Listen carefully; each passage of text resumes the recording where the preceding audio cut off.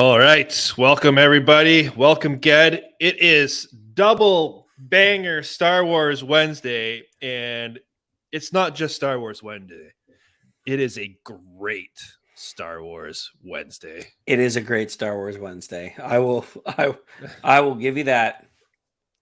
I have not been as excited sitting on the couch watching Star Wars as I was today in a long time.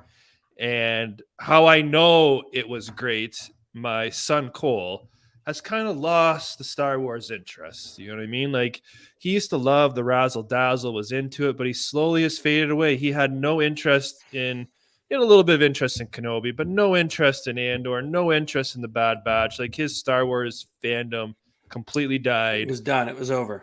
But he walked in the room and saw like literally 2 minutes of this episode, and he sat down and watched the whole thing with me. That's how I know it was a good episode for everyone involved. He's the barometer. We just got so much. We got a question or an answer to a question we've been asking for 2.5 seasons of The Mandalorian. Yeah.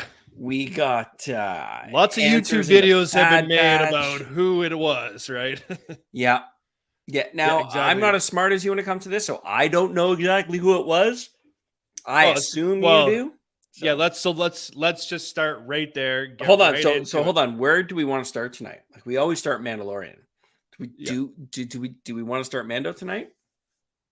Yeah. Okay, let's do it.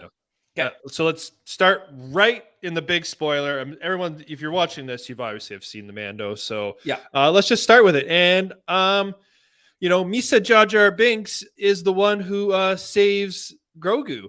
And when they first reveal, when he's in that elevator and that door opens kind of slowly, and you're just looking and you see the Jedi robes, I was like, oh shit! I was like, am I right? Is it going to be Wind? Is it Windu? It was not, and it was not the big, moment I think everyone was expecting. No, I don't think there was one person who predicted how this was going to go. No. But what we get is a decision I think is the best possible decision they could have made, and one that I'm extremely happy with. And when I explain this to you again, you will see what I'm talking about. So, Ahmad Best is the voice actor, mocap actor for Jar Jar Binks. He was ridiculed by the prequel haters. Okay. I believe you ridiculed him yourself on this on some of these videos.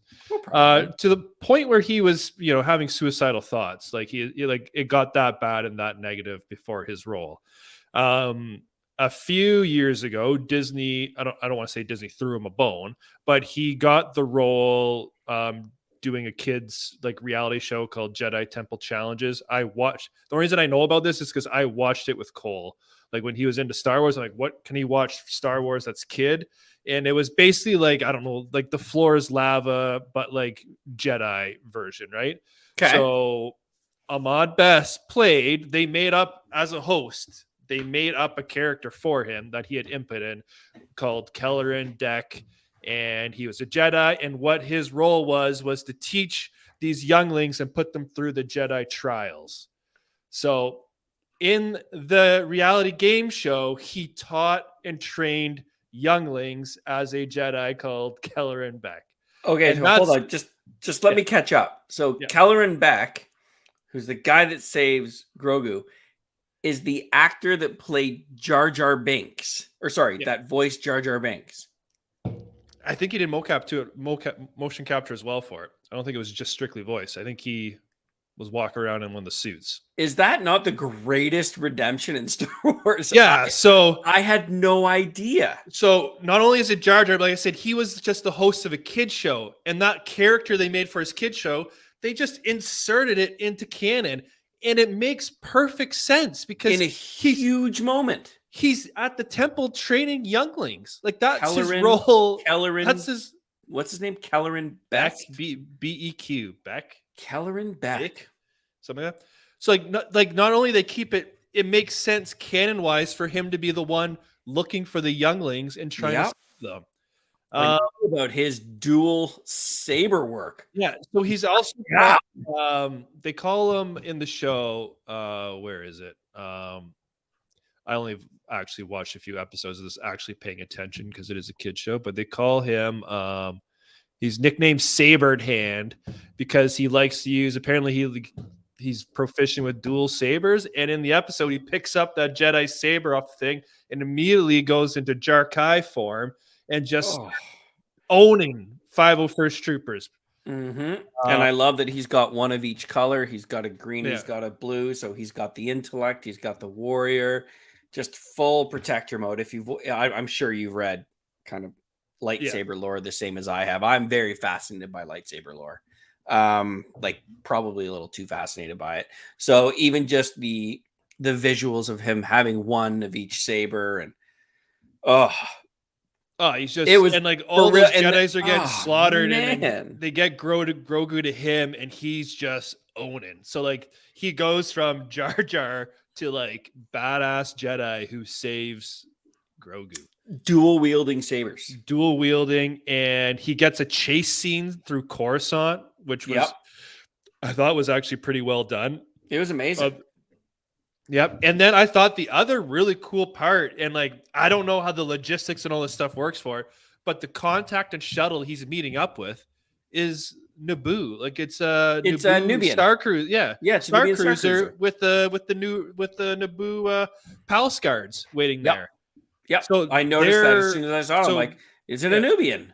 So basically, Padme's people are like they're ready to help any Jedi in trouble, and it's not only that. I thought he was going to say, go with them and leave. It was them who say, yo, take the ship. It's fully fueled. And they sacrifice themselves so that Kelleran and Grogu can get away. So, but now I want to know what happens to Kelleran back. So yeah, exactly. How does Grogu end up on that desert, remote world with bounty hunters looking for him, right? You want to impress me? Bring Kelleran back. Just yes. That's so good. So there's got to be, hopefully they get more story with him because, Ahmad Best says he's a good actor. It's not like they just picked up some, schmo off the street. This is someone who's been with the Star Wars franchise for a long time. So he obviously knows his stuff. Well, I know that he got absolutely pounded in the prequel trilogy. Yeah. And unfairly so. And yes, I've had my fair share of shots taken at him as well. And like again, it's not necessarily him; it's shots at Jar Jar. Yeah, for sure. I mean? It's just like the kid who played Anakin, Jake Lloyd. He also got bullied as well. Oh, did he? Oh yeah, it was just people think that Star Wars fans are toxic now. They don't remember when the prequels happened. It was mad toxic soup, man. Yeah, that's fair. So it's just people just get really angry about things they like, I guess. But they shouldn't have gone through it. But I'm glad he got to come back to Star Wars, and he got to come back in a very badass way. Oh, so meaningful, so good. Yeah. Like I said, it wasn't the big reveal like Mace Windu or Jocasta Nu or something like that. I think what we got actually fits the narrative absolutely perfectly. I don't think they could have done any better. I wonder whose idea that was. I'd love to know if that was, he doesn't really seem like a Filoni character, you know what I mean? So I wonder whose idea was to stick him in there. But whoever it is, he did voice, I believe he did voice work on the Clone Wars though. So maybe there is a Filoni connection there. Okay. But no, I thought that was well done. And then the other part of the episode, we get, these Mando covert is pretty much on like a Jurassic World planet or something, man. Like you got like cross between pterodactyl dragons and crocodile mosasaurs. Like it is, not only is it a violent planet, but it almost makes sense that that's where their covert is because convert. What's the word? What am I looking for? Covert. Yep. It provides very good training opportunities, right, to toughen them up. And there's actually a scene when they're all outside training and Bo is walking through, like looking at them all, and it's almost like she's like being like, "Damn, like if the Mandalorians under me fought and trained like this, maybe we would have lost to the Empire." What a transition for her this episode. So I've never. It's so weird because she's wearing a helmet, but you can still see her start to go. Maybe the Night Watch weren't crazy extremists. Maybe we became soft, decadent, lost our way. Yeah, so good. Yeah. Let's touch on Bo a little bit. So she is the hunting party leader. She kind of like saves the day, more or less, because the war party. She's the one with the ship and has the range. But to save Praz Vizsla's son. Yes, Paz Vizsla's son is the one that's taken. When it comes to this, like, no do foreplay. They keep them on? No, there's definitely no kissing on the mouth. No. Are you allowed as a Mandalorian? Can you take your helmet off in front of your intimate Mandalorian partner? No, well, you know what? They kind of answer that question, and I love that Bo asked it. She said, "How do you eat?" Yeah. And they literally say everyone goes their separate ways, takes their helmet off, eats, and comes back. So which I got a rebuttal for. So what if Bo is a lot slower eater than everyone else? Like, do they have to like ask if she's like decent to like come back? Are you ready? Yeah. Is your helmet on? Is it all on over there? Like, I want to make sure I can come back. I don't want to like make you have to go redeem yourself in the mines of Mandalore. Interesting. But that would piss me off. I'd be so annoyed. That's fair. All right, time to eat. Gotta go off by myself. Yeah. But that's, it answers a question though, because you got to eat multiple times per day. So how do they do it? And how does like a big group of them do it? Like must have designated like eating spots. Yeah, I don't know. Love the camaraderie between her and Praz Vizsla. Obviously, House Kryze and House Vizsla. A lot of torrid history there. Yeah. But the respect that he shows her through this, again, I didn't know that was his son. Of course, then I see both their helmets on. I'm like, literally the same helmet. Fair. Yeah. So, pretty cool action scenes with I don't know, dragon, pterodactyl, whatever you want to call it. It was awesome. Yeah. So good. Yeah. I loved all the action sequence, and it was really, the pacing was nice. So just to finish the point on Bo, so she comes back and she's talking to the armor and she's asking about the mythosaur. Yes. And so I think Bo's obviously playing the long game here. I think she thinks if she can tame that beast, like that's her way of ruling the rest of the Mandalorians without having the Darksaber. Like, I think I'm surprised she asked the armorer about it, but it's kind of weird, the armorer's role. Like, she almost looks at the armorer like you're like the village elder somehow. Their deity. Yeah, whereas she's their deity. She's their elder. Yeah. Whereas like Bo's like sat on the throne before and it was like royalty, but she still kind of like looks to this person for like questions. And I thought her answer was interesting because she said, when you follow the way, you see lots of different things or something like that. And Bo's like, no, I really saw it. And she's just like, this is the way. So it's like, I don't know for sure if the armor actually thinks she actually saw the mythosaur. Definitely thinks she did not. Yeah, because the mythosaur didn't just reveal herself to Bo because she was following the way, because at that point in time, she was not. I guess technically she was redeemed in that moment because she was helmet on in the water, but I'm so glad she has not taken it off. I was remember our conversation last week. I'm like, I hope she keeps it on. Like, I hope this is the start of a new path and a start of a new purpose. And yeah.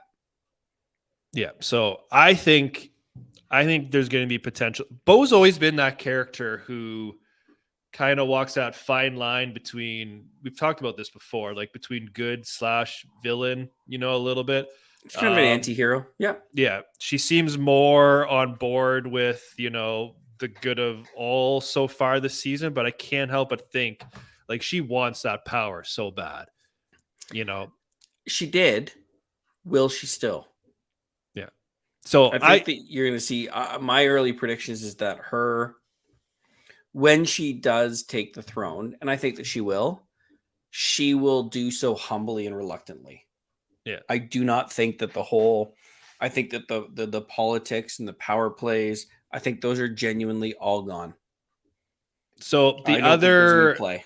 Yeah. I think Bo is going to make one play for it, but the other one to be, the one true Mandalore, blah, blah, that's been going around. And, Corbin likes to message me about it. Is people think Grogu will be the one, and they could point to, well, I always dismissed it, but this was the first episode where I was like, okay, maybe that's where they're going to go with it, because he finally started training to be like, he's going through the Foundling training. That was a funny little training scene. I like that. Yeah. So he has an advantage over all of them, right? Because he could use the Force, and they're going to teach him stuff that Jedis don't get trained in. So he could be quite the lethal little green maniac here in the little weird looking helmet. And we've seen him before tame beasts with the Force. Mythosaur, like, he could be the one to tame it. Yeah. My pushback on that, though, is he doesn't even speak yet. Like, there's no way he could lead a group of people and make decisions when the guy, and he can't even say a word. Correct. So, and who knows? It could be 10. It could be 20. It could be, he might have to be 100 until he fully develops those skills. So that's why I don't think it could be Grogu. And I'd be leaning Bo, but obviously the Mythosaur is coming into play because they've showed it, and you see Bo ask about it. She's getting the Mythosaur sigil on her other side. So it's going to come into play later on in the show. So I think it's going to be, I think they're setting up some cool stuff. I'm trying to think, what else did we have going on in this? Yeah, the only other thing I got was Carl Weathers, the director. He directed an episode last season, The Siege. And he directed this one, which I thought was a great episode. I was surprised. I didn't notice who the director was. Yep. Old Grief Karga, old Apollo. The high magistrate. Gave himself a battlefield promotion. The high magistrate. Yeah. Yeah. All right. So anything else you want to talk about, or do you want to give this one a rating? Let's go right into a rating. And the other one last thing. Like, this episode, I think, was only like 31 minutes. 32 minutes. Yeah. It went, I don't know. It went by fast. It went by quick, but it still didn't feel like 32 minutes. I felt like I got a full serving. You know what I'm trying to say? It was a full episode for. Yeah. I felt like I got my money's worth with this one. Yeah. Yeah. It was really well done. All right. You want to rate first? Or you want me to go first? I'll go. All right. What you got? This to me was an absolute solid 9-1. 9-1. I'm going to go 9-1. There's no reason why it's not higher, other than I just would have liked more of it. Yeah. I mean, 9-1 is a humongous score for me to give. I loved so much about it. You said it was 32 minutes and you got a full serving of it. Yeah, I'm going to go, I'm actually probably a 9-4 on this. I thought it was great. It was action-packed from start to end, but the action drove character development. Which is tough to do. You know what I'm saying? Yeah. Yeah, it's tough to do that. Like, the action not only drove story forward, but drove development forward with a lot of our characters, which I thought was a great touch. So well done, Carl Weathers, on this particular episode. All right, so moving on. Bad Batch. Another hard hitter right after the Mando. It was amazing. Where do you want to start with this one? You know what? This one is the same thing I said about the Mando is the same for this one. This one, even though these episodes are always the same length, this one just felt like the pacing was great and there was no real wasted time. And a lot of stuff happened. So, like, we get the opening scene where they're taking clone prisoners on a like a prison transfer ship. Well, a is it Garzanti? Garzanti. Oh, that's all you, bud. Yeah. You see it. It's in the Clone Wars, I believe, and it's in Mandalorian, the first Bo-Katan episode. That's when they break into and take down with the smoke monster on it. Got it. The guy from Lost. You know what I'm talking about? Did you ever watch Lost? Yeah. Yeah, only for a while. Yeah. And so that's a sweet little scene they have to, break into this place. They come out of hyperspace, they immediately target all this valuable systems, and then the ship they're on has this little extra pod that moves. So they double dock. Yeah. Which creates chaos on the inside because they're guarding one hole and they don't get the other one, right? So they go in, they get their data, they rescue Hauser is back. He was from the Harrison Dula episodes. That's right. So I thought that was cool. I thought he died, but I guess he was just taken prisoner. That's another character I thought had died, just like Lama Su, who ended up being alive. So we see Echo running the show, which was nice to see him in charge. Rex wasn't even there. I kept looking for Rex on the ship. I'm like, okay, well, there's Echo. What is it? It took me a moment to be like, what is happening here? Yeah. And they're still operating on the Martez sisters, level 13, whatever it is, in Coruscant, their little hangar garage shop. Senator Tucci is obviously funding their efforts down there. Love which is nice that. To see. She's such a great character. Yeah. So we got all this organization going on. It's kind of this exciting story now. They're not actually showing us every episode. You know what I mean? It's almost too bad that if that was the direction they were going to go, like all these one-off episodes we've kind of hated, like we could have been spending time doing that. Oh, for sure. You know what I mean? Only one mention of Sid tonight. Yeah. Ugh. And again, they're really putting the thing, we've distanced ourselves from Sid. Yeah. So then they catch up with, they have to go to, I can't think of the planet they're on. It was the name of last week's episode. Anyways, they go to the Greece. Pabu. Yeah. They go to Pabu. So loved the Omega Tech flying lessons.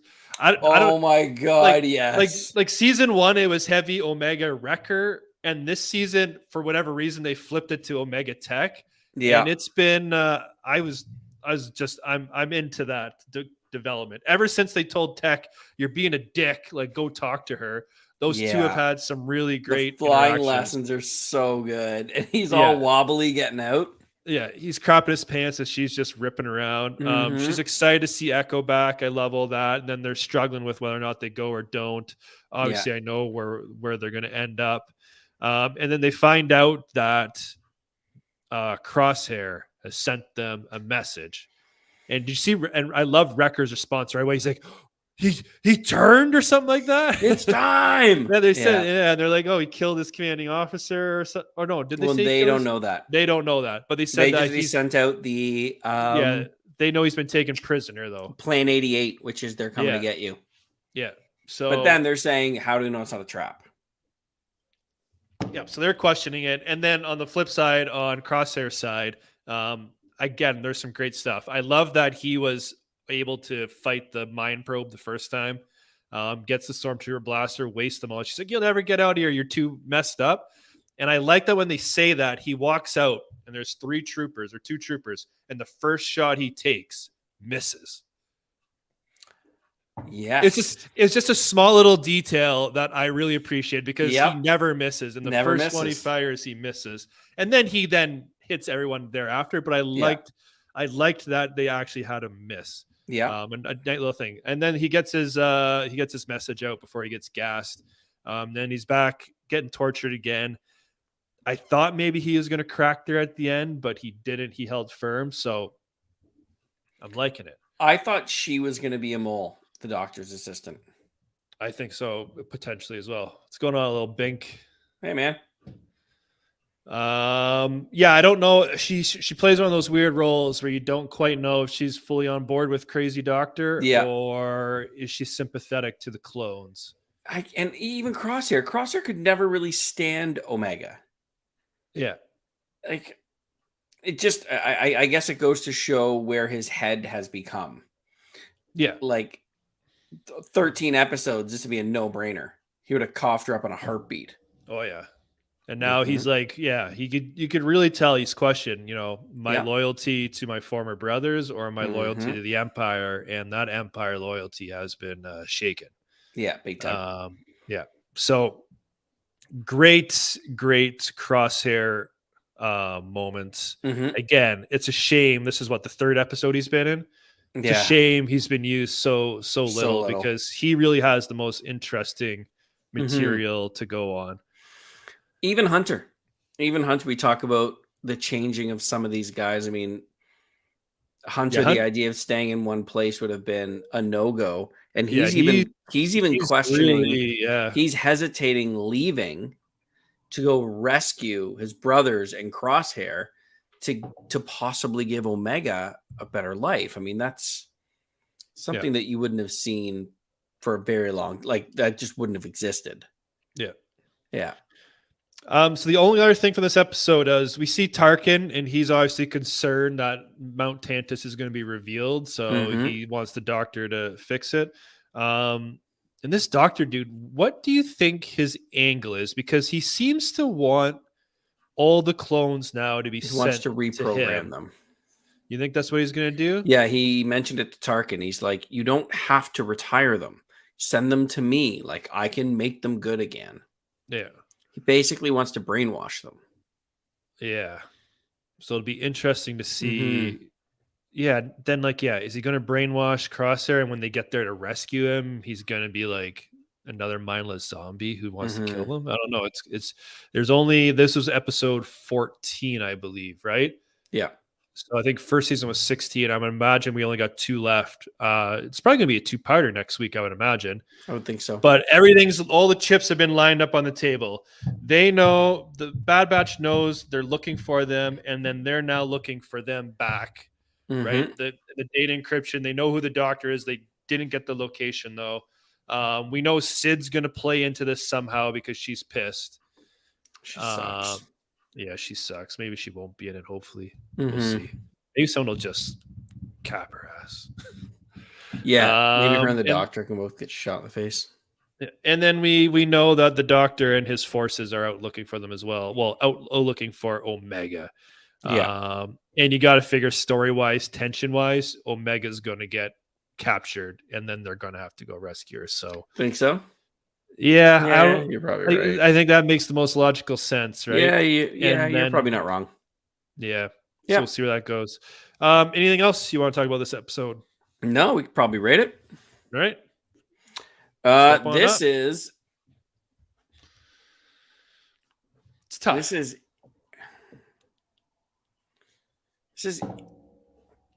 8.9 for me.